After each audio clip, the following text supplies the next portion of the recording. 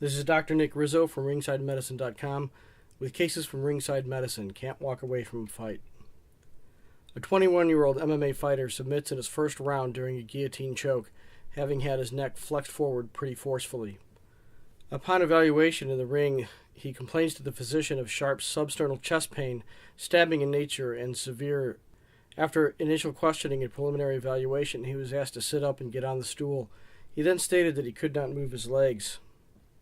On exam, his C-spine was initially cleared. It was non-tender posteriorly. He could move his head left and right without problem. Axial pressure was unremarkable. The upper extremities were within normal limits, but he was unable to move or sense touch or pain in his lower extremities. The likely lesion here was a skawara, a spinal cord injury without radiographic abnormality. This refers to spinal injuries typically located in the cervical region in the absence of identifiable bony or ligamentous injury on complete adequate plain radiographs or CT.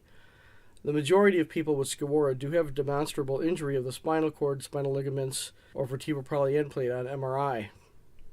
Skawara should be suspected in patients subject to blunt trauma who report early or transient symptoms of neurologic deficit who have existing findings upon initial assessment.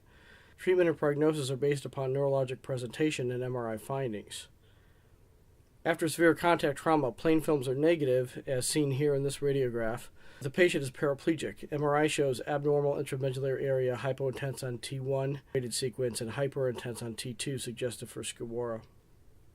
Here's a closer image of the lesions as described. UpToDate states that this is a common sports-related injury. Although it is common, I think, in sports, you don't see it that often. It is defined as a transient neurological deficit following trauma localizing to the C-spine and can be caused by hyperextension, hyperflexion, or axial load mechanisms. Symptoms usually last less than 15 minutes but can persist up to 48 hours in adults and as long as 5 days in children. While a strong causal relationship exists between cervical spinal stenosis and cervical cord neuropraxia in adult patients, this association has not been seen in children. Likewise, while repeated episodes of neuropraxia can be commonplace in adult patients, recurrences have not been reported in the pediatric population. Treatment is usually supportive, but in adults with focal cervical lesions or instability, surgery is an option. Surgery for neuropraxia in children is rarely indicated.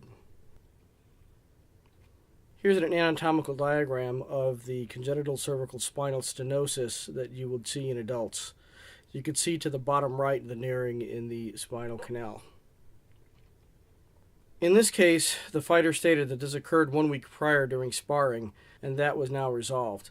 He stated that his primary doctor told him that it was due to a right bundle branch block and that it was a benign process.